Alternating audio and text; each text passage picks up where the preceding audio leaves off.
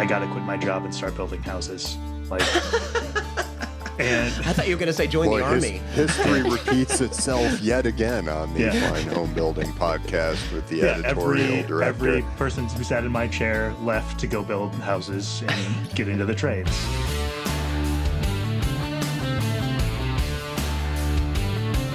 Welcome to the Fine Homebuilding podcast, our weekly discussion of building, remodeling, and design topics aimed at anybody who cares deeply about the craft and science of working on houses. I'm Senior Editor Patrick McComb. Today I'm joined by Editorial Director for Fine Homebuilding, Andrew Zellner. Morning, Patrick. Fine Homebuilding Contributing Editor and TDS Production Manager, Ian Schwant. Good morning. And our producer and part-time wedding officiant, Jeff Rose. Hi there. Please email your questions to fhbpodcast@taunton.com. You can find previous podcasts and check out the show notes at finehomebuilding.com/podcast. Well, guys, good to see you this morning. Thanks for being here. Happy to be back. As always. Ian, how's your building coming? The concrete/pole building crew is really kicking it. They've got the 3 sides of the shed are all done. All the metal's up. They got a little bit of soffit to do in the front side, and then I'm going to put the windows and doors in it at some point. My door was delivered. I got to pick that up this weekend. And how wide is that? It's got to be ginormous. Well, that door gets fabricated on site, the actual sliding door at the end. This would be the person door for the side, and I opted to go with a double door, so that way when we're just bringing garden equipment in and out of it, wheelbarrow, etc., we don't have to bother with opening the big sliding doors. We can just open the double doors on the side that face our garage and bring stuff in and out that way. But it's been really great to have somebody else do all of that work that I thought I was going to have to do. I was going to ask you, doesn't it bug you to not be doing it yourself? No, I did enough stuff. I've been in close contact with Chad, the owner of that company, and I had some non-standard details, like I did the little, I call it a bird's beak that hangs off the front peak. Mm-hmm. He had me do that because that's not something that they normally do. So built that. That was fun. He's like, why do you want that pain in the neck thing to build, right? He's like, why are you doing that? Right. Yeah. I mean, the overhangs are a pain in the neck thing as far as he's concerned, because they normally don't put them on the agricultural style buildings. And instead of having him cut for the rough openings for the windows that I'm going to make, I just had him run the metal just all the way around the building, and then I'll actually just take a 4-inch grinder and cut them out and install my windows. Well, that's cool. Is there a concrete slab inside? No, it's just going to stay gravel for now until we're not using it for farm equipment. If and when that happens someday, then I would probably concrete the floor and do a Barbara style interior project to it at some point, like she's been showing on her Instagram, the work she's doing to a similar style building. Well, Barbara, you got some followers here, I'm sure, and Ian letting others know about Barbara's Instagram post, I'm sure, is going to drive traffic there. I got to check out what she's doing. I'm going to do that after the show. Andrew, you just got back from a sustainable design and building conference, right? Mm-hmm. How was that? It was fantastic. So the name of the conference is Inhabit. This was its inaugural year. Sam, who was on the podcast earlier, was the driving force behind the programming presenting it. It was really fun to go to a building science conference in my climate zone, in my state. Everything we talked about was like applicable to the work I'm doing on my house, which is not, like building science is building science, but like talking specifically about like where people are getting their materials here, or like what are some of the cool details you're doing. I think we that had, demonstrates how important it is to have regional oh yeah, seminars like this, right? Because you have shared experience, and that's helpful. yeah, and we had there was some sort of like background and explanation stuff. Rachel Wagner, who's an architect in the Duluth area, opened the conference and talked about her practice and like the idea that like you need to think critically about the buildings you're designing in order to make them energy efficient, and like it was sort of like inspiring. And then we got into some more specifics. In particular, there was a presentation from I'm going to butcher the name now, but it was like Minnesota wood and something supply. But it was from a family forester, fourth generation, I think, who has woodlots around Grand Rapids, and him talking about he has some very conservative political beliefs, and he's a small business owner, but like the things he's witnessing in the forest are things his father never saw and his grandfather never saw, and he's seeing like the real effects of climate change. And so he was like talking about how they've adjusted their business. Like the thing where like a wise man plants trees that he won't sit in the shade of, right? So talking about managing forests on this century-long timetable was really inspiring. And then in addition to that, we had a couple folks from the Minnesota Center for Energy and the Environment, and from Fresh Energy, which is a lobbying organization. And I got to learn all of the stuff that's happening with the Inflation Reduction Act and heat pumps and Minnesota state incentives and how all of that is hopefully going to work. Nothing's been That's what I fully was just settled. going to ask you. It was my understanding is those rules are not completely finished. How are they? Are they speculating, or they have a good idea what's going to come? There is the guidance from the federal government, and how like the incentives available. But Minnesota, as a state, is also pursuing additional incentives, especially around low-income folks, because most of the big incentives are tax rebates. So you need to have a chunk of money to be able to do them, and then get that money back. Sure. And in addition, Fresh Energy was like the presenter Eric Fowler was at the state capitol like the day before, advocating for like very specific bills and very specific language in those bills. So like nothing said and done, but it was like nice to be around people in my area that were encountering the same things that I do in our climate, and talking specifically about how we build better houses. And the other fun part about that was the night before, we got final confirmation on the next building science symposium that's going to be happening in Minneapolis, May 9th and 10th at Surly Brewing Company. So I'm also excited to have more folks in Minneapolis talking building science coming up this spring. Awesome. That's great news. Yeah. Jeff, how's your deck railing coming? We haven't had the best weather for be working on that kind of stuff, I'm guessing. Yeah, no, that hasn't progressed at all. I've been too deep in the weeds with work. Yeah, the stuff that pays the bills, yeah. Yeah. Speaking of paying bills, I bought a new tool, and I'll talk more about it later in the show because it has some relevance to another conversation, but... Rob Wadzak somewhat derisively called it a cool toy, and I was a little insulted, offended even, and I said, well, it's actually a very cool diagnostic high-tech toy. So we'll talk more about that. As always, we heard from our fantastic listeners. This comes from Ben. Answering my own reader question, may I recommend that many local libraries have a large selection of Taunton Press books? It's a good way to try before you buy, but honestly, you'll end up buying them anyway.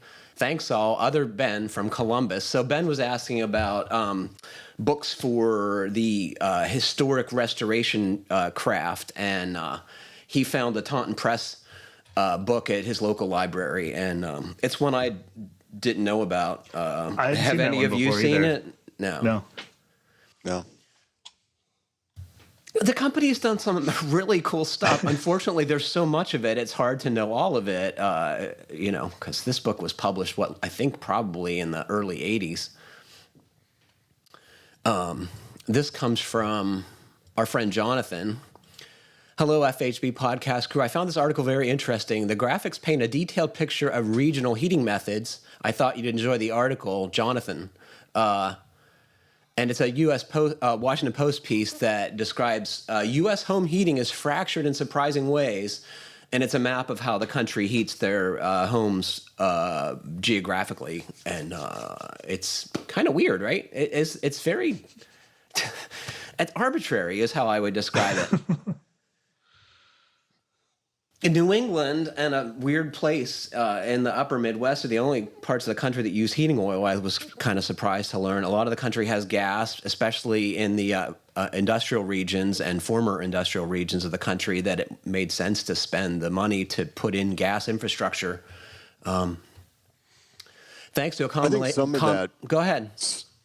Some of that, when you think about when those areas were settled, makes a lot more sense. I mean, heating oil would have been what took over from probably whale oil or something, previous to that to heat and light homes. So I think as those areas were settled, I think it makes that article make a little bit more sense.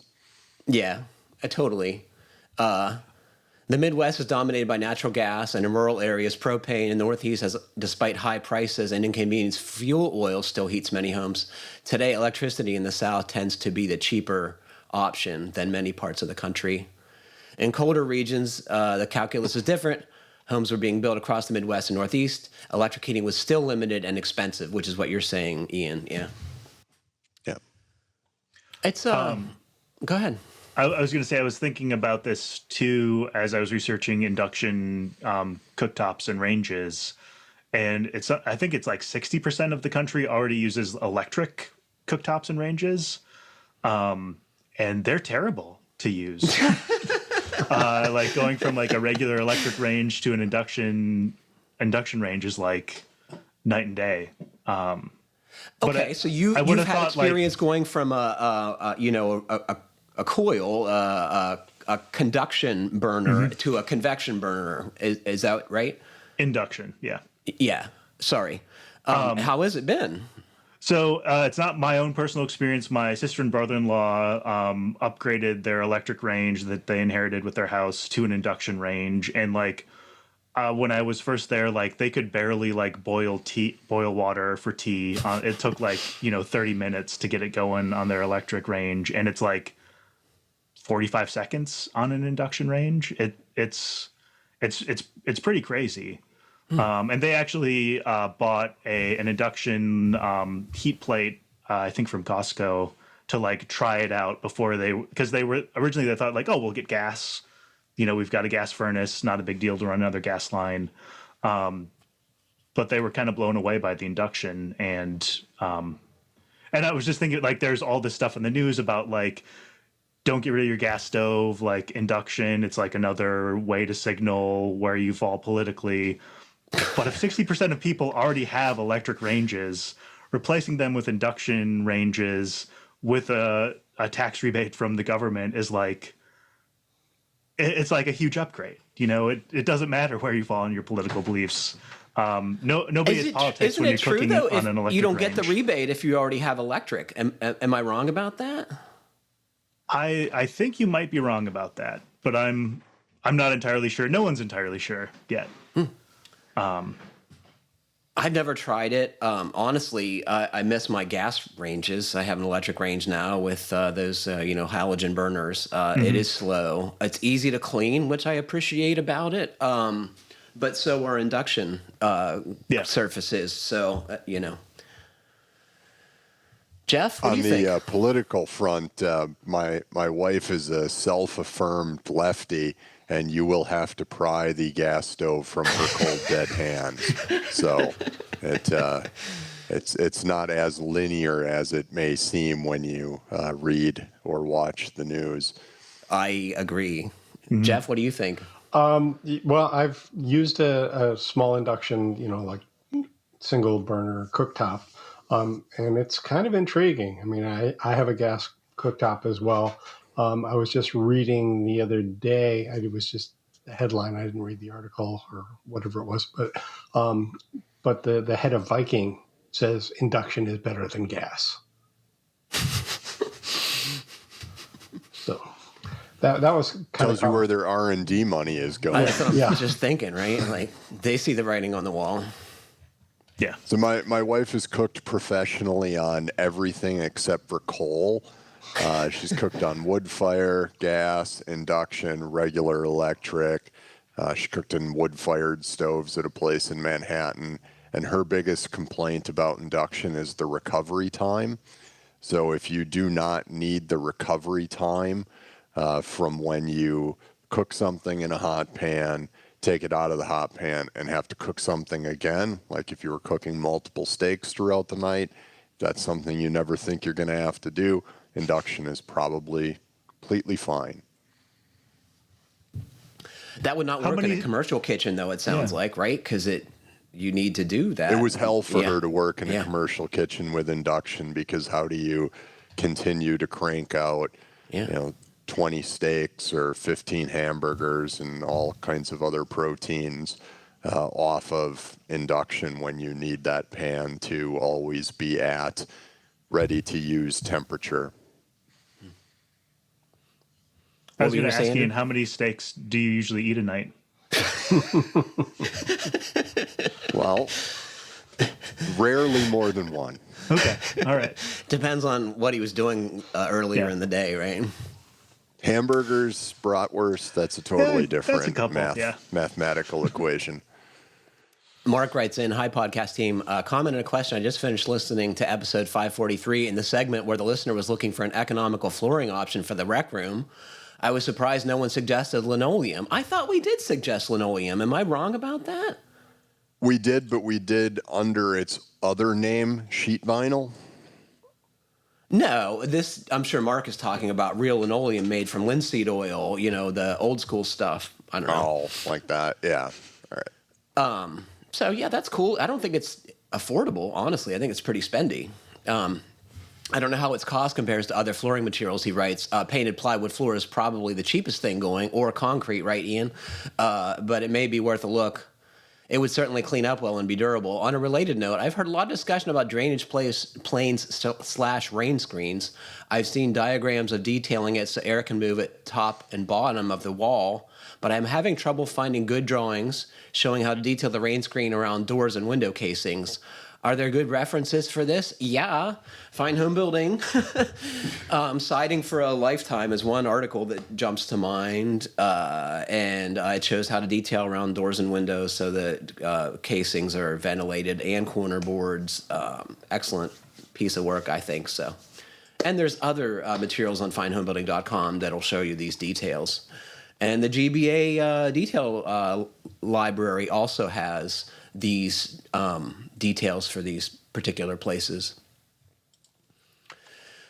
He says, I really enjoyed the show. Mike and Ian have been great additions to the core podcast crew, which I totally agree.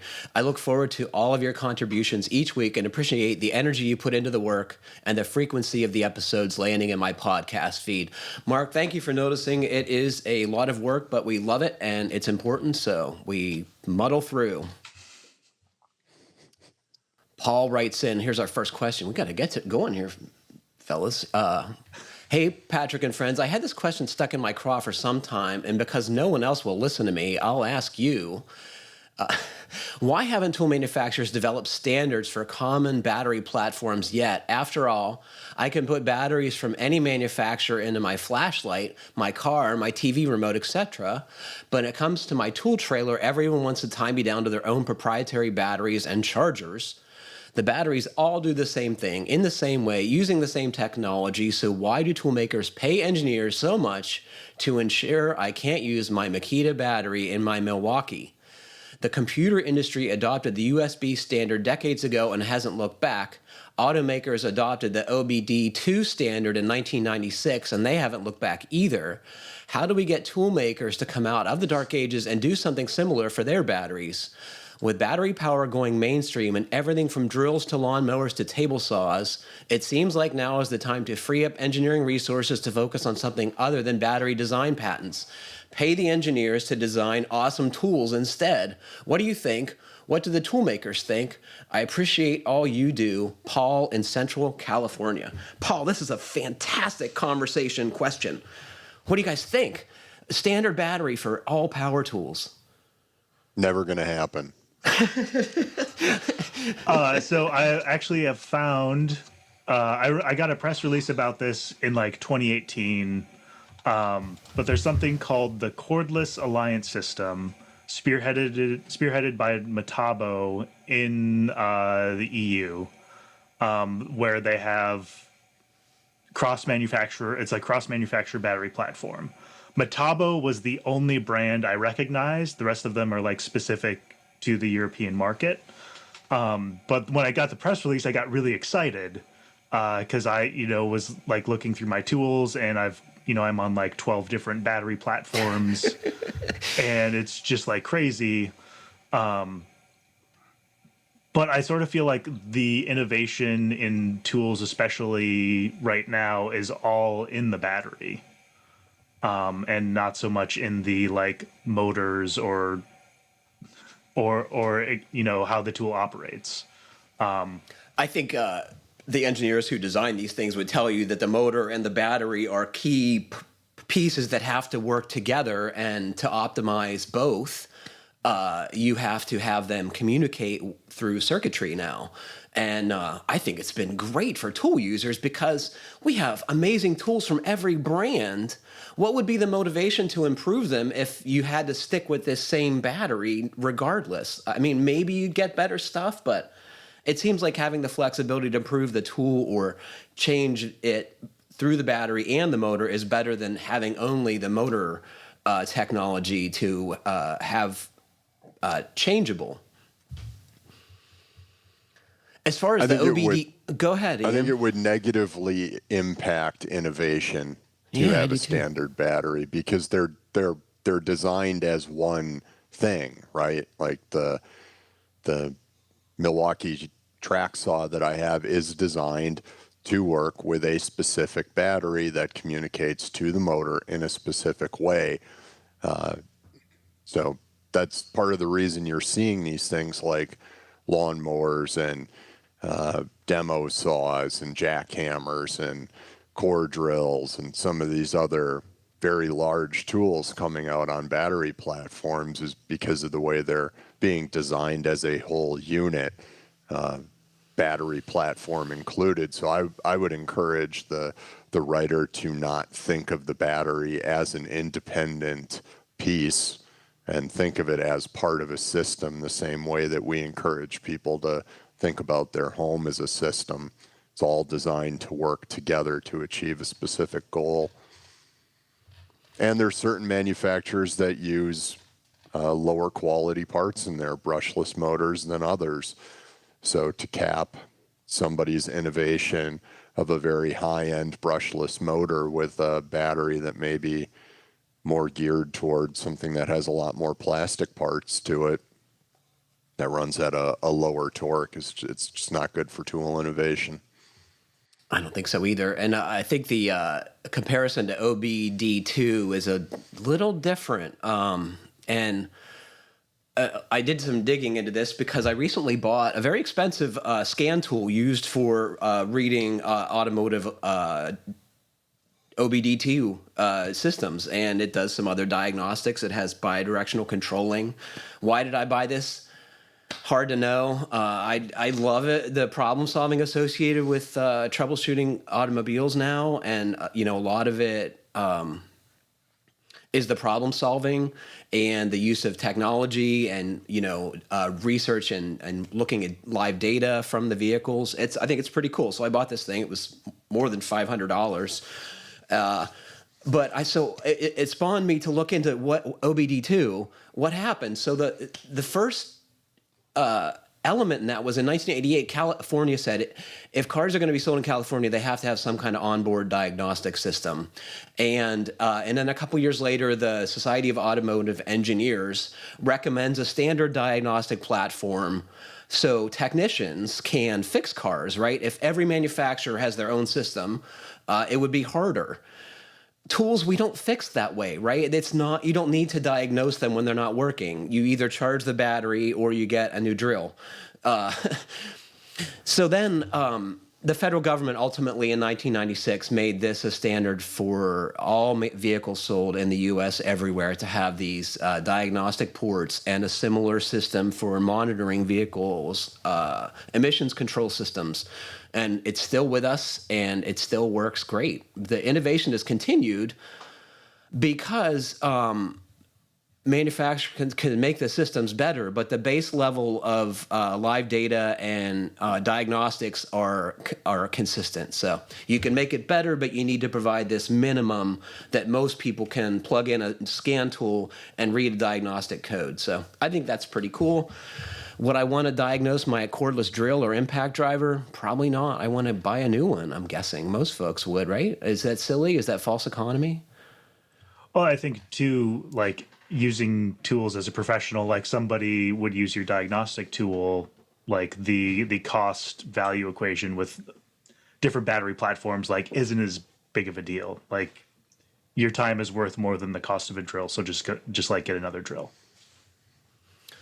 Yeah. Comparing your diagnostic tool to the battery, it's apples to oranges comparison because that car does not need your diagnostic tool to make it turn on and operate, whereas the battery is an integral part of whether or not a tool is going to work and perform properly.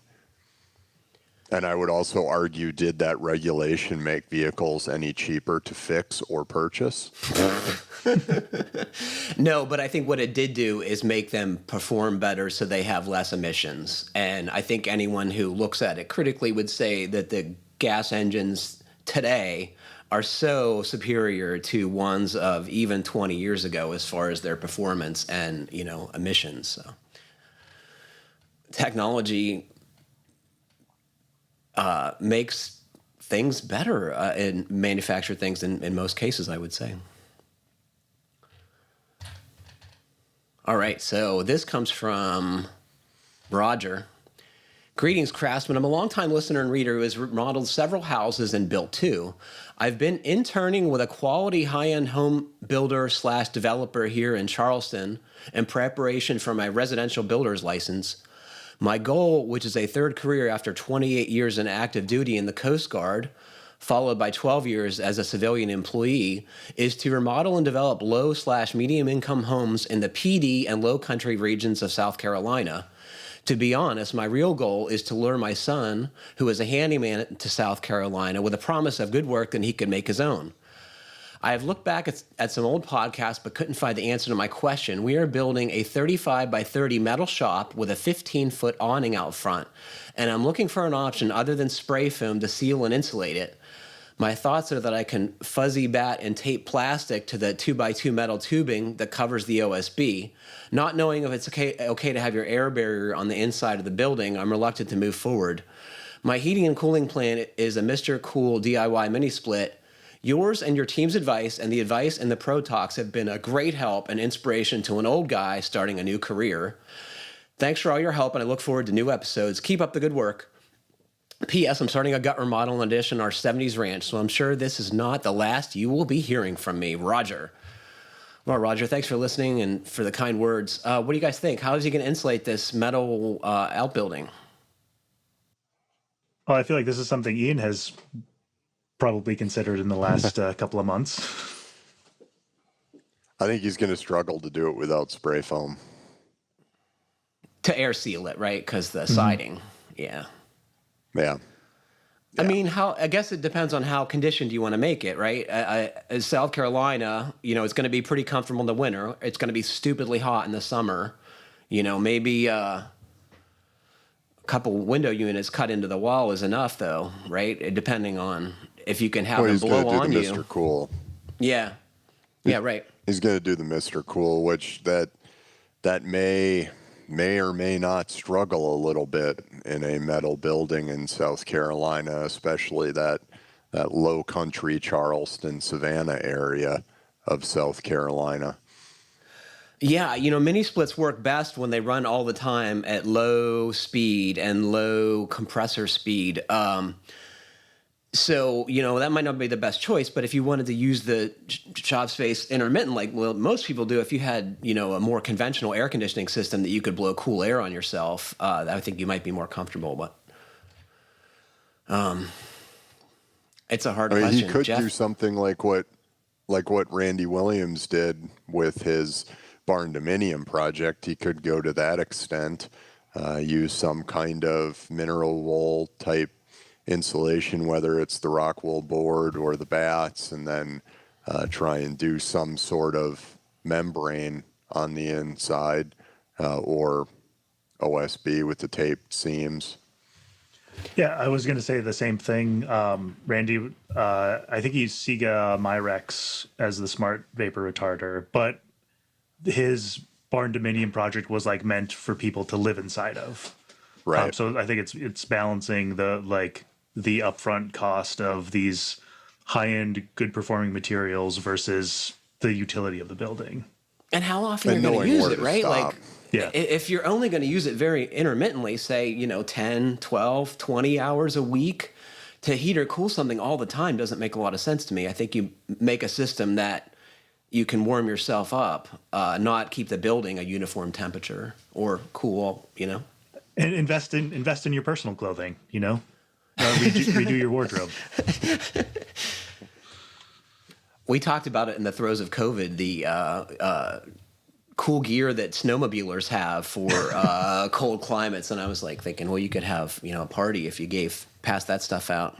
But I think in the summer in South Carolina, you're going to want a similar amount of cooling because it's going to be really so many hot. layers of clothes off. Yeah. Yeah. It's going to be really hot and it's humid, right? Really humid. Maybe folks who live in that region with outbuildings that they condition occasionally can weigh in on what they do to be comfortable when they're working out there in the hot weather. This comes from Andrew. Go ahead. I was going to ask, what do you guys think of getting into construction as a second or third career? Oh my gosh, I'm glad you brought that up. It's delightful, isn't it? It's awesome. Yeah. Interestingly, we have two veteran questions today. So I thought that was interesting. That's the thing that happens every time I go to a building conference is like I leave there and the next morning I'm like, I got to quit my job and start building houses. Like, and I thought you were going to say join the army. History repeats itself yet again on the Fine Homebuilding podcast with the editorial director. Every person who sat in my chair left to go build houses and get into the trades. It's inevitable, and it's just going to happen one of these days. So the best thing that we can suggest is if you're looking to get into the building trades from another career is line up for Andrew's job when he moves into it. It seems to be a rock solid career path if you want to build. I think part of that motivation, Andrew, and correct me if I'm wrong, is that it's just so different from what you do. It's got to have great appeal, right? It's like would like to just. It feels like the barrier to entry isn't as high as I would think it is, and like your ability to be successful isn't wholly dependent on like your physical skills. It's also like your ability to communicate and respond to people and like answer emails and like that's just all I do every day. Yeah. And it feels like there's a lot of cool name. You could come up with a cool name like Andrew's A+ frames or something like that.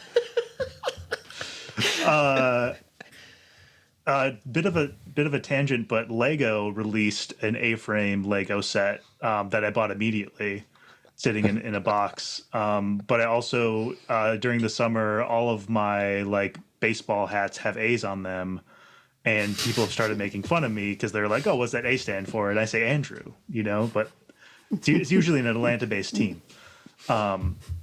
But I actually, when I got this this A-frame Lego set, my wife was like, "Are you going to start building A-frames now? You could call them Andrew's A+ A-frames." And so, I've heard it in 2 places. Nobody Wow. buy the URL. I'll Get buy on it. that. Yeah. The association is random, but I want to remind folks about today's after show, which is new home building, and some of it's good, some of it's bad, and we're going to talk about that. We got a link to a YouTube video to the Fine Homebuilding podcast email box, and this home inspector, I'm not going to say where or what it is because we want to protect the innocent, but it's quite something, and yeah, Ian and I have had this conversation before, and I think it'll be a good discussion. So stay tuned for that. It should be a good one. In the meantime, this comes from another Andrew. FHB crew, my wife and I live in Western New York, and we're fixing up an 1880s Italianate farmhouse. The house is 2 stories plus attic and basement and approximately 3,500 square feet. The work has been going well, and we're slowly moving through the pages-long to-do list. Part of that long list of repairs will be removing the siding, replacing some of the sheathing, replacing the siding, and doing some repairs to the various components of the eaves. We should mention the eaves are quite complicated, right? Very Italianate brackets and frieze board. Very, very lovely detailing on this house. Potentially painting the exterior as well. Depending on the particular elevation height, above ground is a maximum 20 to 25 feet. As this will be a DIY, each of the elevations will probably take a season to complete. Do you have any recommendations for tools or best practice for working on the high parts of the elevations? Would scaffold be best? Pump jacks? Ladders? Something to purchase and sell when I'm done? Is renting a viable option for the equipment? Any particular brand recommendations? I've rented an articulating boom lift before, but given how long these projects will take, I don't think that's a feasible option. Thanks for your time and expertise. So I had to write to Andrew about his property because he sent us a photo of his beautiful homestead that has what turns out to be 3 barns and this beautiful old farmhouse on the land. And it looks like to be mature landscaping. And what I observed was it's very flat, which I've never lived any place nearly as flat. So getting around the house is going to be a little easier. I asked him about the barns. He said the barns are pretty amazing. 2 are pre-Civil War and 1 post-Civil War. The plan is to make 1 a garage, the other a workshop. I'm not sure what to do with a third. I was reading this to Carol, and she's like, well, that's a good problem to have. Too many barns. I asked if he had a co-conspirator in these endeavors, and he said, yes, I have a wife and 2 kids. They're less co-conspirator and more renovation hostages. She alternates between frustration and infatuation, and Carol looked at me and just nodded her head. I spent about 7 years in the military. I currently work as a physician's assistant in some of the local emergency departments. The work schedule can be all over the place, but it frees up random weeks, days that I have off and can get stuff done.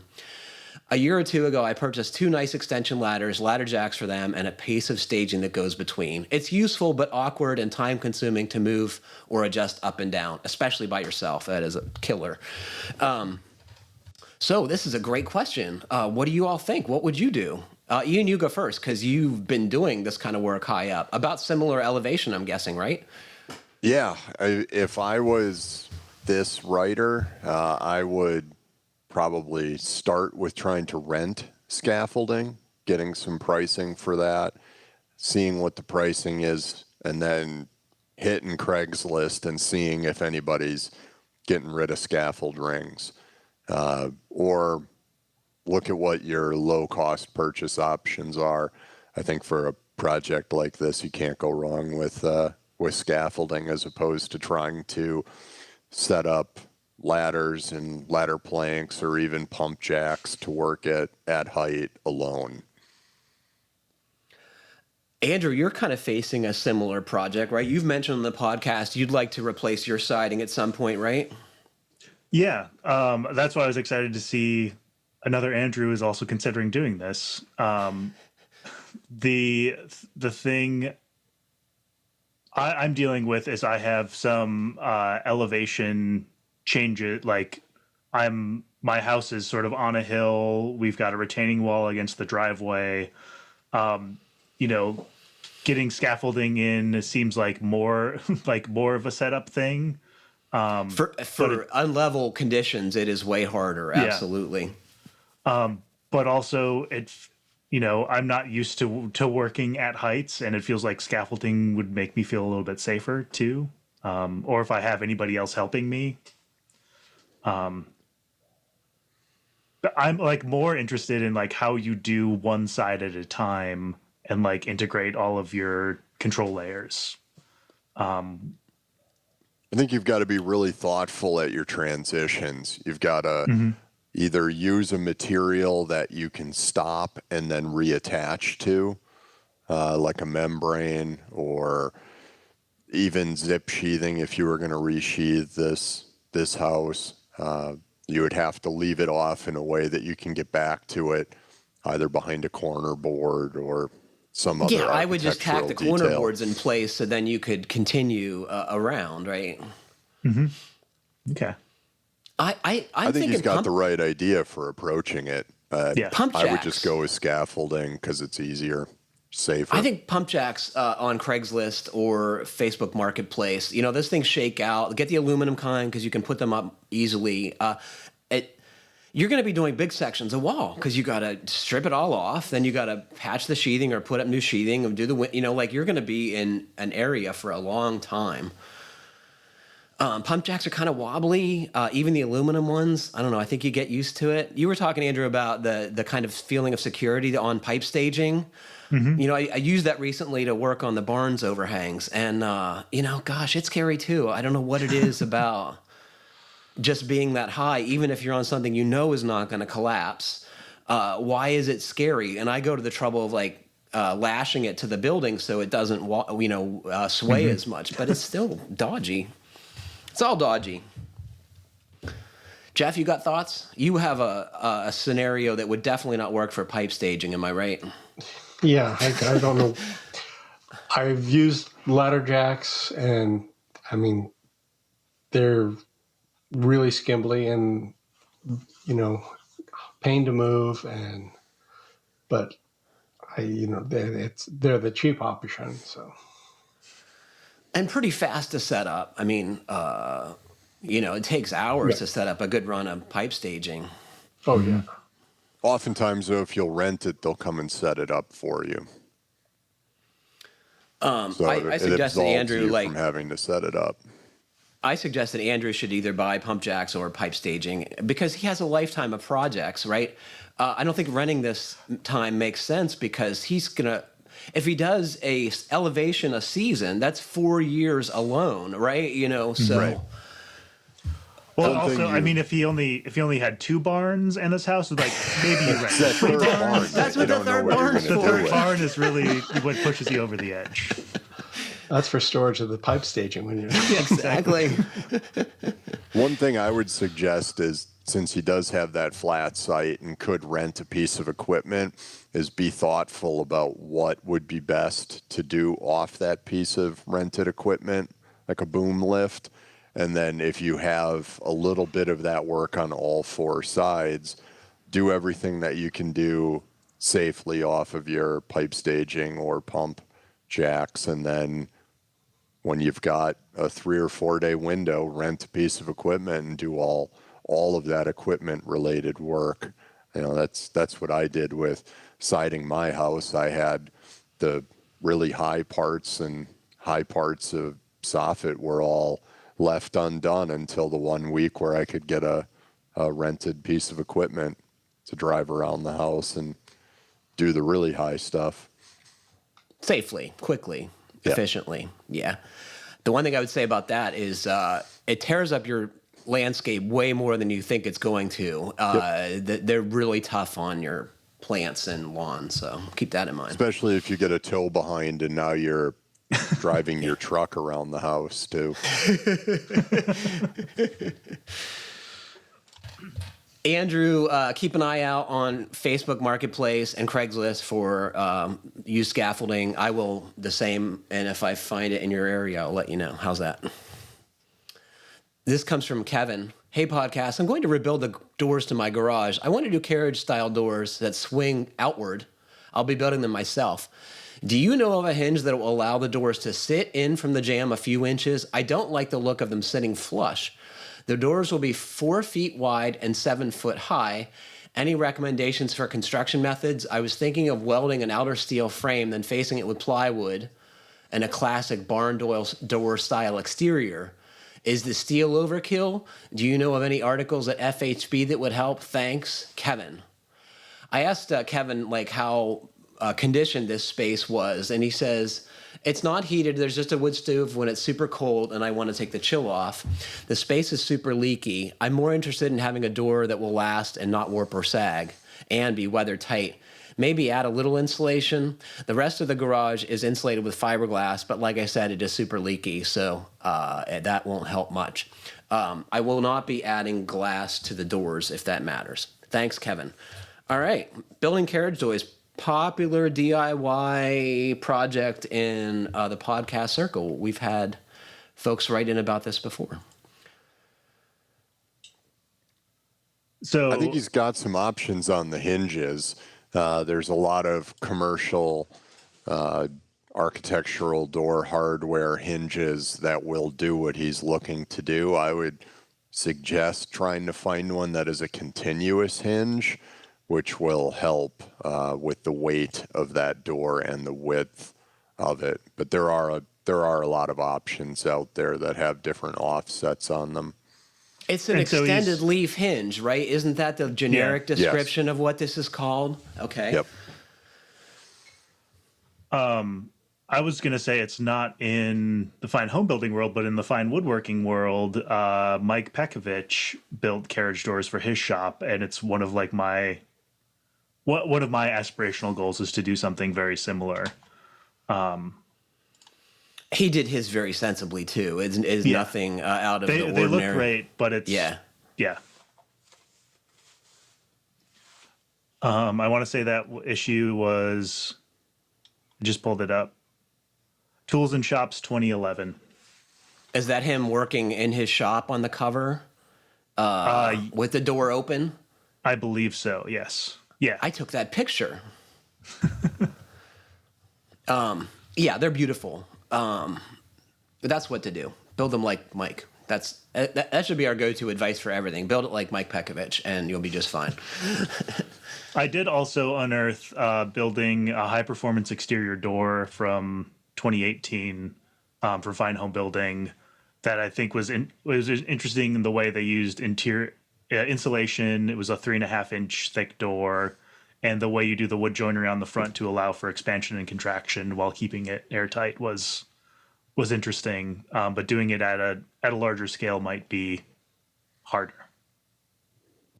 Oh my gosh, I'm trying to remember the name of that author, Andrew. That was another thing. Ben Graham and Mike Lamp. That was another thing I photographed. That's also a very beautiful door. A little on the higher end, I think you'd agree. Mm-hmm. I just like insulation sandwich. That's my favorite subhead in the article. I did mine. Mine are on the super cheap. They are inset, but I did that by having the swing in, and there are pluses and minuses to that. The thing that you can do if you have them swing in is you can put the little roller on the latch side, and it takes a bunch of the weight, so you don't need hinges that cost hundreds of dollars. My T-style hinges came from the home center, and I'm guessing I'd be surprised if I had $50 in the 4 hinges. So, and mine is just shiplap pine siding that's like on the rest of my barn's exterior, and then some battens on the inside, and a layer of 1-inch thick XPS kind of roofing nailed to it with plywood over top of that. So they've held up really well, and they're pretty airtight. I found it's easier to find off-the-shelf stuff to air seal a in-swing door than an outswing, because in this country, for whatever reason, outswing doors are kind of an oddity. You saw the doors, Ian, here, and you remarked on them being rather thick. What, they're 1.5 2 inches? Yeah, with your insulation in them, yeah. Not terribly ugly, right? No. Utilitarian, I would say. That's kind of my lifestyle. Hey, you need to keep that the budget in check for your $500 vehicle diagnostic tools that you. The one thing you forget on. about when you buy a $500 vehicle diagnostics tool is then you have to buy like hundreds or thousands of dollars in parts to fix the things you discover. So, yeah, is it really just better to not know? I have to ask myself that, and I'm sure many of our listeners, have similar things about their home's diagnostics, right? It's like, do I really want to know what's behind that wall? Do I really want to know why carpenter ants are showing up? Get the IR camera out and look at my wall. We had a conversation recently about indoor air quality, and I've been using the wood stove lately, and I don't really want to know what the PM 2.5 numbers are because I'm sure it's not good, right? It's like you see the smoke, that's what it is. I was working on my subfloor upstairs, and I came across my first hidden treasure. There was a hole in the floor that was covered by a sheet of metal, and so I was removing the subfloor to replace it, and under there was a bunch of broken glass and one like shotgun shell. And it looked like, and there was also a piece of building material with like some data information on it, and it was like sometime in the 30s or something. But I don't deal a lot with ammunition that I don't know is live or dead, and so I've got this shotgun shell that's like the shot is like leaking out of it in a plastic bag, and I don't know, like you either need to take it to the police station to dispose of it or to like a gun range, and I don't know. It was something I never thought I'd need to dispose of hazardous waste. I think there's still a third option, and it might be because I grew up in Appalachia. You just, well, maybe I'm not going to even mention it, but I know what option you're talking about because I grew up in the Midwest. Yeah. So I don't know. I think you got to take it to the police station. And that's like that's a random thing to have in there, right?